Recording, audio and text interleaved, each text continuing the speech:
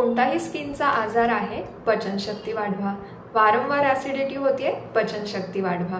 सतत आजारी पडताय, पचनशक्ती वाढवा.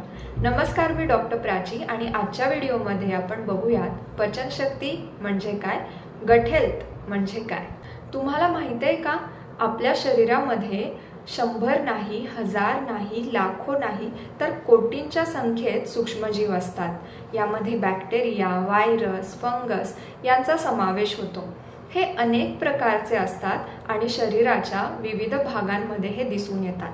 पण त्यांचं सगळ्यात जास्त प्रमाण हे गटमध्ये दिसून येतं, ज्याला आपण पचन संस्था असं म्हणतो. आपण जे अन्न शरीरामध्ये घेतो त्यावर पचन केले जाते आणि मग हे शरीराबाहेर टाकले जाते.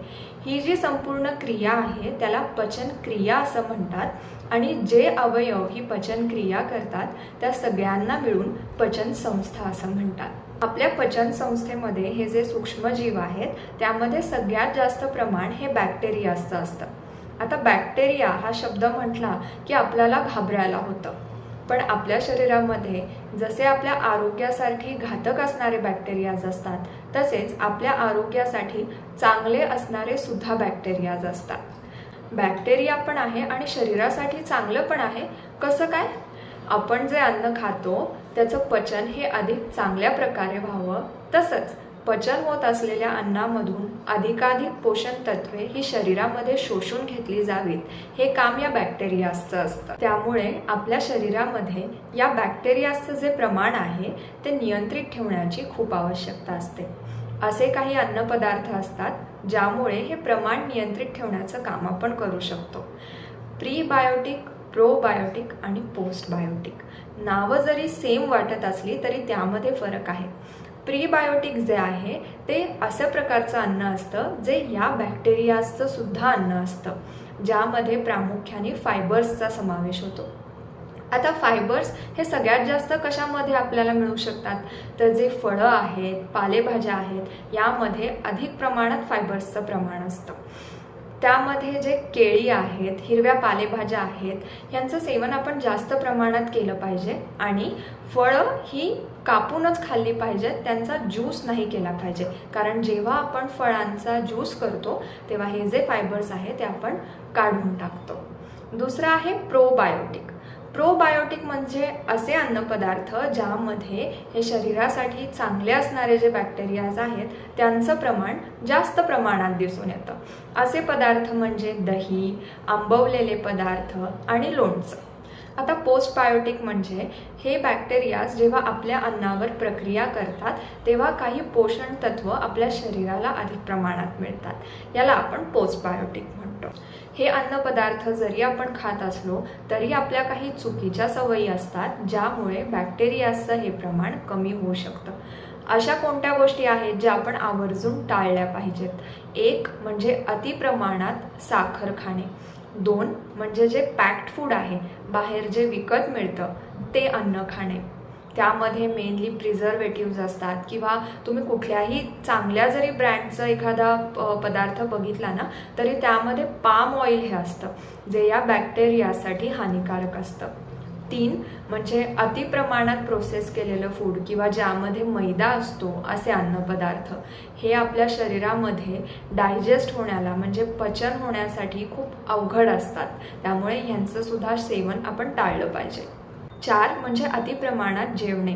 आपण जेव्हा अन्न घेतो ते काही काळ आपल्या जठरामध्ये राहतं. त्यामध्ये पोटातले जे ॲसिड्स असतात, जे पाचक रस असतात ते जठराच्या स्नायूंमुळे ह्या अन्नामध्ये मिसळले जातात.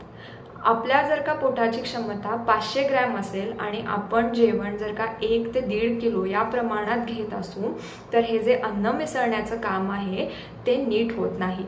उदाहरणच जर का घ्यायचं झालं तर तुम्ही बघितलं असेल की जेव्हा तुम्ही वॉशिंग मशीनमध्ये कपडे धुवत असता आणि मशीन पूर्ण भरेपर्यंत जर का तुम्ही त्यामध्ये कपडे टाकले तर हे कपडे नीट धुतले जात नाहीत. असंच काहीसं आपल्या पचनाच्या बाबतीत सुद्धा होतं. 5वा जो मुद्दा आहे तो म्हणजे व्यसने. यामध्ये दारू, सिगारेट्स हे तर आहेतच, पण त्यासोबतच चहा आणि कॉफी यांचा सुद्धा समावेश होतो. दिवसभरात जर का तुम्ही 4 ते 5 कप्स इतक्या प्रमाणात हे चहा किंवा कॉफीचं सेवन करत असाल तर ते तुमच्या आरोग्यासाठी सुद्धा हानिकारक असतं. यामध्ये जे कॅफीन असतं ते या बॅक्टेरियासाठी हानिकारक असतं. आता आपण बघूयात अशा कोणत्या गोष्टी आहेत ज्या आपण केल्या पाहिजेत. त्यात सगळ्यात महत्त्वाची गोष्ट म्हणजे बॅलन्स डाएट, समतोल आहार.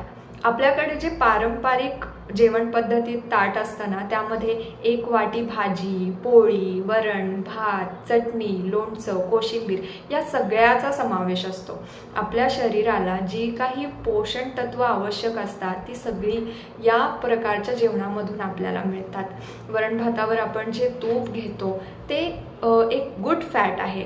ते आपल्या या बॅक्टेरियाच्या ग्रोथसाठी खूप महत्त्वाचं असतं. कोशिंबीरमध्ये दही असतं, साईडला लोणचं असतं, हे सगळे प्रोबायोटिक आहेत. तसंच बॅलन्स डाएटचा अजून एक फायदा असा होतो की जेव्हा तुम्ही ताटामध्ये हे वेगवेगळे पदार्थ घेता तेव्हा त्यांचे रंगसुद्धा हे वेगवेगळे असतात. तर असे जेव्हा आपण वेगवेगळ्या रंगाचा अन्नपदार्थ बघतो तर आपले पचनाची सुरुवात खरं तर ही तिथून होत असते. या व्यतिरिक्त आपण नेहमी ताजे बनवलेलं अन्नच खाल्लं पाहिजे. शिळं अन्न आपण कधीच खाल्लं नाही पाहिजे. शिवाय जेवत असताना आपला पूर्ण फोकस जो आहे तो आपल्या जेवणावर असला पाहिजे.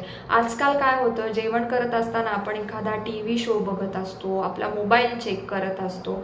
यामुळे काय होतं ना, आपलं अन्नाकडे लक्ष नसतं. त्यामुळे आपण कदाचित जास्त प्रमाणात सुद्धा जेवण करू शकतो. याशिवाय या सगळ्यासोबतच आपल्याला पुरेशी झोप मिळणं सुद्धा हे तितकंच आवश्यक आहे.